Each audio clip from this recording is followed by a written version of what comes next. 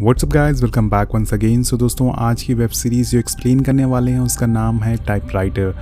सो दोस्तों, इस web series में हमें 5 एपिसोड देखने को मिलते हैं और आज हम पहला एपिसोड एक्सप्लेन करने वाले हैं। सो पहले एपिसोड की शुरुआत में हम गांव के एक विला को देखते हैं जिसका नाम है बरदेस विला। यहाँ साल चल रहा है 1983 और इस विला में हम माधव मैथ्यू नाम के काफ़ी मशहूर राइटर को देखते हैं जिन्हें हॉरर स्टोरी लिखने का काफ़ी दिलचस्पी होती है। आज भी वो अपने टाइपराइटर पे एक स्टोरी लिख रहे हैं जिसका नाम है घोस्ट ऑफ सुल्तानपुर। उसी दौरान वहाँ उनकी पोती आ जाती है जो उनसे कहती है कि उसके रूम में कोई रो रहा है। माधव उसके साथ उसके रूम में जाते हैं लेकिन वहाँ उन्हें कोई नहीं दिखता, जिसके बाद वो बच्ची को बेड पर सुला के वहाँ से जाने लगते हैं और तभी हम टेबल पे रखी एक फ़ोटो को देखते हैं। ये उनकी बेटी की फ़ोटो थी जो अब इस दुनिया में नहीं है, लेकिन एक बार फिर से उनकी पोती उससे कहती है कि वो रोने की आवाज़ फिर से आ रही है और इस बार वो बेड के नीचे से आ रही है। जब वो करीब आके बेड के नीचे देखते हैं तो वहाँ उनकी पोती नीचे मिलती है। अगर उनकी पोती नीचे है तो ऊपर कौन है दोस्तों? ऊपर एक आत्मा है जो उन्हें पास बुलाती है। जिसके बाद यहाँ से स्क्रीन ब्लैकआउट हो जाता है और सीन शिफ्ट होता है और हम देखते हैं कि अब साल चल रहा है 2019, जहाँ पे हम 3 स्कूल फ्रेंड को देखते हैं जिसमें लड़की का नाम समीरा है जो उनके ग्रुप की लीडर होती है, जिसके साथ सत्यजीत और माधव भी होते हैं। ये तीनों बच्चे होते हैं। उनके पास एक डॉगी भी होता है जो हमेशा उनके साथ ही रहता है जिसका नाम है बडी। ये तीनों लोग एक पुरानी सी बोर्ड पर बैठे होते हैं और समीरा के हाथ में एक बुक होती है जिसका नाम है घोस्ट ऑफ सुल्तानपुर। ये तीनों बच्चे माधव की मौत की मिस्ट्री को सुलझाने की कोशिश कर रहे होते हैं। समीरा कहती है कि माधव ने जो बुक लिखी थी द घोस्ट ऑफ सुल्तानपुर वो पूरी नहीं हुई थी, लेकिन जब माधव की मौत के बाद अगली सुबह उस घर में पुलिस पहुंचती है तो उन्हें वो बुक पूरी तरह से कंप्लीट मिलती है। तो शायद हो सकता है कि उस फिल्म में असल में कोई भूत हो जिसने इस बुक को कंप्लीट किया हो। उसी दौरान बडी को ऐसा लगता है कि मानो कोई आ रहा है। तभी अचानक से वहाँ एक आदमी आता है जो लंगड़ा कर चल रहा था। वो आते ही सब पे चिल्लाने लगता है लेकिन बडी उस पर हमला कर देता है जिससे तीनों लोग वहाँ से भाग जाते हैं। अब जाते जाते वो आदमी समीरा से कहता है कि इस बार तो तुम लोग छूट गए लेकिन अगली बार मैं तुम्हें ज़िंदा नहीं छोड़ूंगा। लेकिन समीरा को कुछ फ़र्क नहीं पड़ता, वो हंसते हुए वहाँ से चली जाती है। जिसके बाद वो आदमी काफ़ी घबराहट में एक बॉक्स को खोलता है जिसमें कि उसे एक और बॉक्स मिलता है जिसे वो वहाँ मौजूद देख के राहत की सांस लेता है। अब ये बॉक्स क्या है ये तो आपको आगे ही पता चलेगा, लेकिन इस बॉक्स में कुछ ऐसा है जिसे देख के आपके होश उड़ने वाले हैं। जी हाँ दोस्तों, होता और हम देखते हैं कि एक फैमिली अभी अभी मुंबई से गोवा शिफ्ट हुई है और एक शॉकिंग बात है कि ये उसी महल में रहने आए हैं जिसमें कहानी की शुरुआत में हमने देखा था। इस फैमिली में 4 मेंबर होते हैं जिनके नाम होते हैं जेनी, पीटर, निक और शनाया।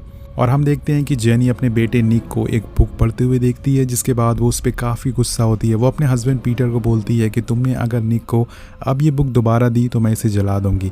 दरअसल जेनी को हॉरर स्टोरी कुछ खास पसंद नहीं थी, उसे बहुत ही डर लगता था, इसलिए वो ऐसा बोल रही थी। वहीं दूसरी तरफ उन बच्चों के पास एक पुलिस ऑफिसर आता है जो उन्हें उस फैमिली को देखते हुए पकड़ लेता है। ये ऑफिसर कोई और नहीं, समीरा के डैड होते हैं जिनका नाम रवि होता है। वो लोग बात कर रहे होते हैं कि तभी सत्यजीत कहता है कि बरदेस विला में कोई रहने आया है। रवि कहता है कि चलो चल के देखते हैं, और आखिर इतने सालों बाद कौन आया है। सीन शिफ्ट होता है, हम देखते हैं कि शनाया अपने बॉयफ्रेंड से बात कर रही होती है। तभी उसे ऐसा लगता है कि मानो उसे कोई देख रहा हो, लेकिन जैसे ही वो ऊपर देखती है तो वो चीज़ गायब हो जाती है। और वहीं तब तक विला में रवि और बच्चे आते हैं और फैमिली से मिलते हैं। रवि बताता है कि काफ़ी सालों पहले यहाँ एक फैमिली रहती थी, उसमें भी एक लड़की थी जिसका नाम जेनी था। तभी पीटर कहता है कि वो लड़की कोई और नहीं बल्कि मेरी वाइफ जेनी है। यह हमें पता चलता है कि माधव मैथ्यू जेनी के ग्रैंडफादर थे और उन्होंने इस विला को खरीदा था। अब ये बात सुन के रवि सोच में पड़ जाता है, लेकिन वो लोगों से कुछ नहीं पूछता और वहाँ से चला जाता है। वहीं एक तरफ शनाया उस चीज़ को देखने के लिए विला के टॉप फ्लोर पे चली जाती है, लेकिन तभी वहाँ अचानक से एक आदमी आ जाता है जो शिफ्टिंग कंपनी का होता है। वो शनाया को वहाँ देख के डर जाता है और शनाया उसे पूछती है कि तुम यहाँ क्या कर रहे हो। तो वो आदमी बताता है कि वो उस बॉक्स को लेने आया और उसे ले जाने लगता है, लेकिन तभी बॉक्स में कुछ आवाज़ें आने लगती है। ऐसा लग रहा था कि ये बॉक्स शनाया को बुला रहा है। अब वहीं दूसरी तरफ जेनी उसी बेडरूम में जाती है जहाँ पे माधव मैथ्यू के साथ काफ़ी बुरा इंसिडेंट हुआ था। वो उस रूम का दरवाज़ा खोलती है और उसे ओपन करते ही उसे अपने बचपन की यादें ताज़ा होने लगती है, लेकिन तभी उसे कुछ पैरों की आवाज़ें आती है। जब वो बेड के नीचे चेक करती है तो अचानक से बेड टूट जाता है और ऊपर देखने से उसे पता चलता है कि ये निक का काम था। इस चीज़ से वो बहुत ही डर जाती है और तभी यहाँ शनाया आ जाती है जो टाइपराइटर वाले को रोक लेती है क्योंकि वो उस टाइपराइटर को अपने पास रखना चाहती थी। दोस्तों, ये टाइपराइटर माधव मैथ्यू का ही होता है। पहले तो उसकी मॉम उसे मना कर देती हैं लेकिन बाद में मान जाती हैं। अब इसके बाद हम एक बार को देखते हैं जहाँ पे वही आदमी बैठा होता है जो शहनाया को मिला था। उसे देख के ऐसा लग रहा है कि वो किसी का इंतज़ार कर रहा है। तभी वो वॉशरूम जाता है जहाँ पे उसे एक अनजान आदमी मिलता है। वो अनजान आदमी उसे कहता है कि क्या तुम्हें वो टाइपराइटर मिला? तो वो बोलता है कि मुझे मिला था, लेकिन वो लड़की ने मुझसे ले लिया और वहीं रख लिया। ये सुन के वो अनजान आदमी काफ़ी गुस्से में आ जाता है और वहाँ से जाने लगता है। लेकिन दूसरा आदमी उसे रोक कर कहता है कि मुझे मेरे पैसे दो, वरना मैं पुलिस को जाके सब सच बता दूंगा। वो अनजान आदमी उसका जवाब देते हुए कहता है कि अगर तुम पुलिस के पास नहीं पहुंच पाए और यहीं फिसल कर मर गए। जिसके बाद वो अनजान आदमी पूरे वॉशरूम में पानी फैला देता है और फिर अपने बैग से कुछ पैसे निकालता है और उसे देने लगता है। लेकिन तभी वो अनजान आदमी जो दूसरा आदमी होता है उसका हाथ खींच लेता है और वो फिसल जाता है और जाके वॉशरूम में लड़ जाता है। ये आदमी कौन है और इसे ये टाइपराइटर क्यों चाहिए, और ये भी हमें आगे पता चलेगा। और अब हम समीरा को देखते हैं जो अपने रूम में डॉक्टर स्प्रिट की वीडियो देख रही होती है। दरअसल डॉक्टर स्प्रिट काफ़ी मशहूर डॉक्टर हैं जो कि लोगों के अंदर से भूत भगाते हैं। और तभी वहाँ रवि आ जाता है, जिसे देख के समीरा सोने का नाटक करती है, लेकिन उसका टैब ओपन रह जाता है, जिसे रवि देख लेता है और उससे कहता है कि नाटक करने से पहले अपना टैब ऑफ कर लिया करो।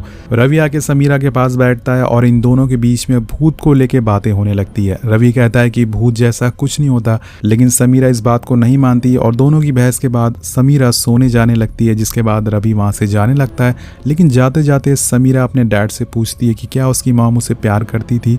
तो उसके डैड कहते हैं कि हाँ, बहुत ज़्यादा। ये देख के हमें पता लगता है कि समीरा की मॉम की काफ़ी साल पहले मौत हो गई थी और तभी से ही समीरा चाहती है कि उसकी मॉम वापस से ज़िंदा हो जाए।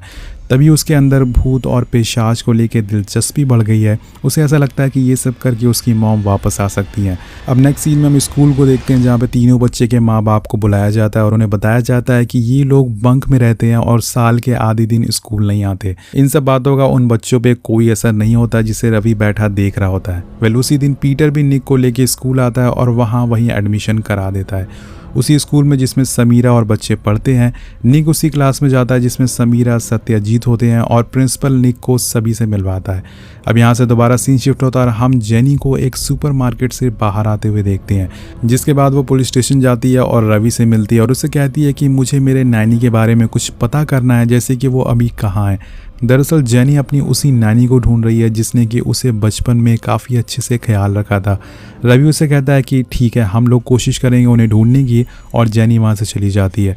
और इसके बाद जेनी अपने घर में घूम रही होती है कि तभी उसे टाइपराइटर की आवाज़ आती है। ऐसा लग रहा था कि कोई टाइप कर रहा है, लेकिन घर में दोस्तों कोई नहीं होता, तो टाइपराइटर पे टाइप कौन कर रहा है।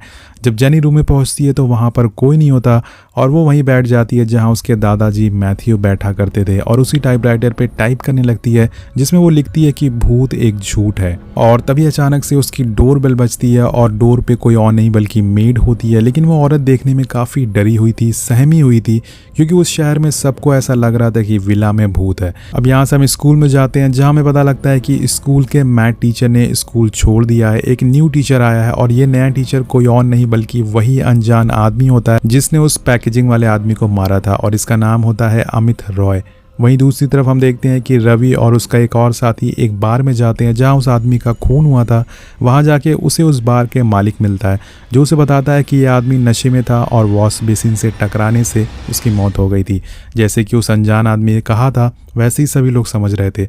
अब जाते जाते रवि उस ओनर के बरतेज विला और वहाँ पे काम करने वाली नैनी के बारे में कुछ बातें पूछता है, जिसके जवाब में वो ओनर कुछ राज की बातें बताता है। दोस्तों वो बताता है कि उस नैनी का नाम सारा था, जिसके बाद वो ये भी बताता है कि जब माधव की मौत हुई उसके बाद सारा ने जेनी का ख्याल क्यों रखा। तो ओनर कहता है कि ये गलत है। दरअसल जेनी की मॉम की डेथ के बाद सारा ने जेनी का ख्याल रखा था। तो रवि कहता है कि ऐसा कैसे हो सकता है, माधव के मरने के बाद जेनी वहाँ से चली गई थी। लेकिन ओनर कहता है कि नहीं, वहाँ जेनी अपने माँ के साथ रहने लगी थी। ओनर बताता है कि उस विला की काफ़ी कॉम्प्लिकेटेड हिस्ट्री है जिसे सुलझ पाना काफ़ी मुश्किल है। ओनर बताता है कि उस विला का ओनर जो कि माधव था वो थोड़ा पागल टाइप का इंसान था। वो काफ़ी अजीब चीज़ें करता था, उसे आत्माओं में दिलचस्पी थी और वो काला जादू भी करता था ताकि वो अपनी कहानियों में और इंटरेस्ट ला सके। और कुछ लोगों का ऐसा मानना था कि वो कुछ इंसानों की बॉडीज़ पे रिसर्च करता है और उन्हें खरीद कर घर लाता है। ये सब सुन के रवि का जो साथी होता है, जो ऑफिसर होता है, वो वहाँ से जाने लगता है क्योंकि ये सब बातें उसे मजाक लग रही थी।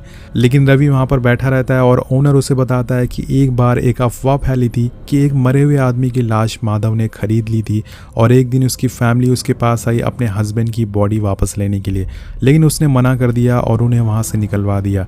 उस टाइम दोस्तों बार का ओनर उस समय माधव के लिए ही काम करता था और ये सब उसने अपनी आंखों से देखा था। वो बोलता है कि एक दिन मैंने ये भी देखा था कि जेनी की मॉम और जेनी, लेकिन माधव उन्हें वहाँ से जाने नहीं देता। अब इसके बाद रवि पूछता है कि आखिर जेनी की मॉम की डेथ कैसे हुई, तो ओनर बताता है कि उसकी मौत नहीं हुई थी, उसने आत्महत्या करी थी विला के टॉप फ्लोर से कूदकर, और ये वही जगह थी जहाँ पे शनाया को टाइपराइटर मिला था। अब आगे ओनर बताता है कि जो आदमी माधव को हॉस्पिटल से बॉडीज़ देता था, उसे सप्लाई करता था, वो कोई और नहीं बल्कि सारा का हस्बैंड था। दोस्तों सारा वही है जो कि जेनी की नैनी होती थी, और उसका हस्बैंड वही आदमी है जिसे हमने कहानी की शुरुआत में देखा था, जो कि एक टूटी हुई बोट में रहता था, जिसका एक एक्सीडेंट में पैर टूट गया था। अब ये सब सुन के आपको ये कहानी थोड़ी थोड़ी समझ आने लगी होगी। वेल गाइस, ये कहानी स्टार्टिंग में थोड़ी स्लो है, बट आगे जाके इसमें काफ़ी इंटरेस्ट और काफ़ी ज़्यादा मतलब सस्पेंस आने वाले हैं, हॉरर चीज़ें आने वाली है, तो आपको इंटरेस्ट बनाए रखना है। वेल गाइस, इसके बाद हम बरतेज विला को देखते हैं, जहाँ पे टाइपराइटर पे कोई टाइप कर रहा होता है जिसमें लिखा हुआ था कि भूत इज़ नॉट ए झूठ। और इसके साथ ही हम जेनी के बेडरूम को देखते हैं, जहाँ पे उसी तरह की सेम लड़की को दिखाया जाता है। ऐसा लगता है कि दोनों हमशक्ल हैं, और यहीं पर दोस्तों सस्पेंस के साथ पहला एपिसोड यहीं ख़त्म हो जाता है।